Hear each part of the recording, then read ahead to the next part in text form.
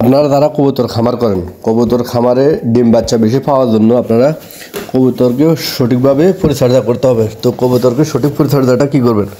কবুতরকে যে মিক্স খাবারটা পরিপূর্ণ দিবেন। এর পাশাপাশি কবুতরকে কিছু ওষুধ খাওয়াতে হবে। কবুতর লিভার ভালো রাখার জন্য লিভার টনিক খাওয়াবেন।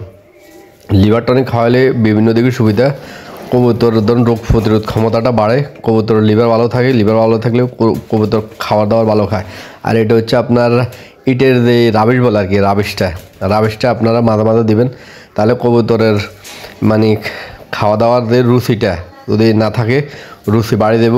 কবুতরের শরীরের যে মিনারেলের ঘাটতি, এই ঘাটতিটা পূরণ নেব। কবুতর আপনার সুস্থ হবে। কবুতর আপনার এই মাটি, এরপর আপনার এই রাবিশ, এগুলো কবুতরের খাওয়া পছন্দ করে। এর পাশাপাশি কবুতর যদি আপনার ওষুধ ঠিকমতো খাওয়ার পরেও আপনার সমস্যা করে, এটা হচ্ছে আপনার লিভার টনিক বিভিন্ন কোম্পানির আছে। তা আমি এই বড়িটা নিয়ে আসি। আমি প্রতি মাসে আপনার 5 দিন করে খাওয়াই। এর পাশাপাশি আমি আমার কবুতরগুলোকে আপনার মাসিক যে কোর্সগুলো ঠিকমতো করাই। যেমন প্রতি আমি আপনার 2 মাস পর কবুতরকে কৃমির ডোজ করে দিই। কৃমির ডোজ করানোর পরে কবুতরকে লিভার টনিক খাওয়াই। এর পরে মাল্টিভিটামিন খাওয়াই 3 দিন লিভার টনিক খাওয়াই, 3 দিন মাল্টিভিটামিন এবং লিভার টনিক খাওয়ানোর পরে কবুতর যাতে ডিম বাচ্চা বেশি দেয়, এই জন্য কবুতরকে আমি ইসেল খাওয়াই।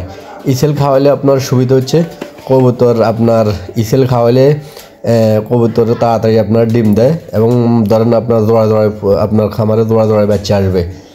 তো আর কবুতরকে আপনার ঠিকমতো খাবার দিবেন। আর বর্তমানে হচ্ছে শীত, এই শীত থেকে কবুতরকে রক্ষার জন্য, কবুতর রোগ প্রতিরোধ ক্ষমতা বাড়ানোর জন্য আপনি কবুতরকে অন্তত চেষ্টা করুন সপ্তাহে 2 দিন থেকে 3 দিন আদা এবং রসুন এবং খাবারের সাথে 1 চামচ বা 2 চামচ আপনার ছোটো ওই যে 4 চামচের 1-2 চামচ করে 1 চামচ আদা 1 চামচ রসুন পেস্ট করি খাবারের সাথে খাওয়াবেন। তাহলে কবুতর রোগ প্রতিরোধের ক্ষমতা বাড়বে, আপনার কবুতর সুস্থ সবল থাকবে।